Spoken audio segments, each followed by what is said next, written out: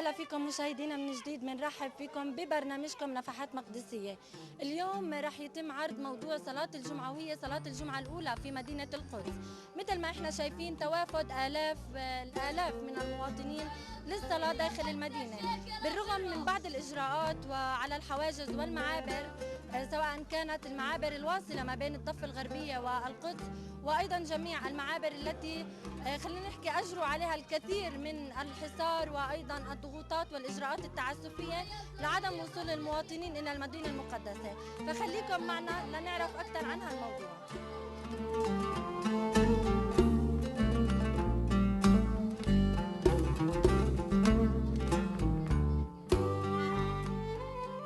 لقد توافد عشرات الآلاف من المواطنين إلى المسجد الأقصى المبارك من مختلف أنحاء الضفة لأداء صلاة الجمعة الأولى في شهر رمضان، وبالرغم من الحواجز الإسرائيلية الكثيرة التي تحيط بمدن وقرى الضفة الغربية، وبالرغم من القيود الإسرائيلية حول دخول المصلين إلى المدينة المقدسة والصلاة في المسجد الأقصى.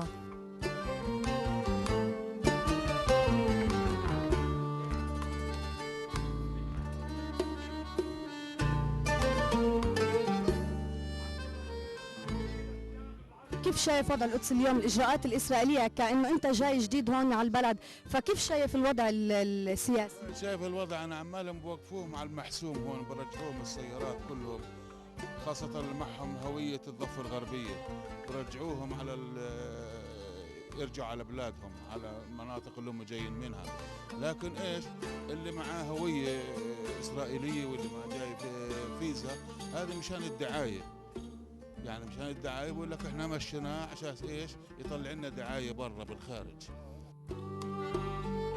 والله بالقدس يعني ساكنين هون دائما الحمد لله، يعني الحرم عامر ودائما بيصلي ودائما الناس، ولكن لما بحطهم عمر معين، عمر الديانات انقطع الصلاة عنها. المسيحية بيقول لهم يصلوا بالكنائس مثلا، هذه بيت الله وهذا الصلاة وكل الناس بتصلي فيه. يعني ليش بيمنعوا الناس تصلي فيه؟ هذا حرم من جميع العالم بيجي يصلوا فيه. لما بحطوا عمر صغير عمر كبير يصلي، هذا غلط. هذا يوم صعب، بعدين شهر رمضان كريم مبارك، الناس بتيجي من المكان الصحي. لما يمنعوا البنات يمنعوا الشباب من الصلاة، هذا حرام. الله ما بقوله يعني.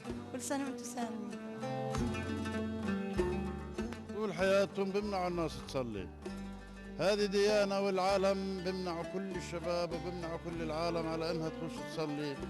ودائما مش بس اليوم، يعني كل الايام وكل السنين بيمنعوا العالم، مش اول مرة يعني بيمنعوا.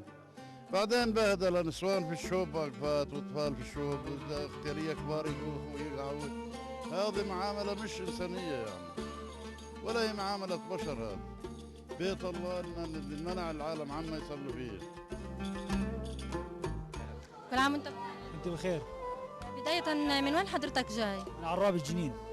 طبعا أهلا وسهلا فيك بالبداية. طبعا حابين تحكي لنا عن بخلال طريقك لوصولك طبعا من جنين للقدس، شو اللي واجهتوه من مشاكل؟ خصيم كثير، كل مفرق نحكي عليه مخصوم الجيش. وطبعا هون على قاعد بجوز 5 ساعات فوت على بيت شو اسمه مخصوم بيتي شو اسمه كلنديا. او انا معي تصريح يعني، وغلبوني حتى بالتصريح وغلبوني. هي الجمعة الأولى في رمضان، وطبعا صلاة الجمعة احنا بنعرف انه إلها وضعية خاصة حتى بالأيام العادية. كيف ممكن تكون في شهر رمضان المبارك؟ والله أنا نصلي، أنا من جنين، صلاح أنا من جنين، صلي 3 سنوات باجي بدخلش على المخصوم. اليوم يمكن مسهلين اللي لاحظته، يعني في بشر كثير بالأقصى جوا، بجوز 200,000 واحد يعني بجوز أعتقد يعني. ففعلا يعني هاي الجمعة مسهلين أكثر من السنين اللي سابقة. احكي لنا الحواجز اللي قطعتها من جنين لحتى توصل للقدس، كيف كانت الأوضاع عليك؟ والله لا، ما اليوم مش في حواجز بيسألوناش، يعني السنة أخف من العام، أول العام حقيقة. بالنسبة للحواجز اللي محطوطة على باب العمود وباب القدس كلياتها، برضه كان في معيقات من قبل قوات الاحتلال؟ لحد هسه ما سألوناش، يعني من الصبح أنا أتجول، يعني جيت من الساعة 6 وصلت يعني، وأنا أتجول لحد هسه ما بحكيش مع حدا لحد هسه يعني. بس بعد الصلاة والله ما بعرف شو بصير. هاي الإجراءات عادة دائما بتصير ولا بس يعني إنه شهر رمضان؟ لا، ومرات قبل رمضان بتصير، كمان قبل رمضان بتصير، بس رمضان هذول نفس يحكي على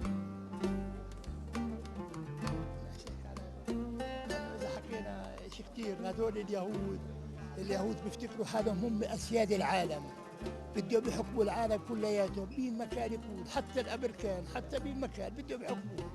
خلص هذا طبعهم، هذا طبعهم، الله خلقهم طبع فيهم. يعني شو القصد من وراء طبعا يعني الخنق المواطنين وعدم قدرتهم للوصول؟ حقد أسود هذا من اليهود، نفسهم حقد أسود. هم يهود وحاملين الفكرة اليهودية، الدين اليهودي، بعكسنا نحن مش حاملين الفكرة. شفتي الشخص اللي قبلنا بشوي شو قال لك نحن بدنا السلام، خلص انتهينا، فيش مشاكل، في سلام. هم كلام كذب، ولا بآمنين بالسلام ولا بآمنين بشيء. هدول اليهود ما بدهم إلا شغلة واحدة، اذبحوا زيت في البحر، غير هيك ما فيش. هذا بدهم إياه. تضييق الخناق على مدينة القدس وعدم وصول المواطنين لإلها، هذا الشيء بخلي في فجوة ما بين يعني أهل فلسطين والأقصى والقدس. لا، هم بدهم ينسوا الجيل القديم، الجيل الصغير، إنه ما فيش أقصى. يعني لما بصير عمره الواحد 40 سنة، 45 سنة، 50 سنة، شو بده يتذكر من الأقصى؟ ولا شيء. فهذا هي عمليتها، انه يمنعوا الشباب يدخلوا من هون والذكرى تبعتهم. اما الختيار اللي عمره فوق ال 50 سنه بقول لك ما هو مولي 5 سنين 10 سنين، ما هو رايح، راحت القضيه.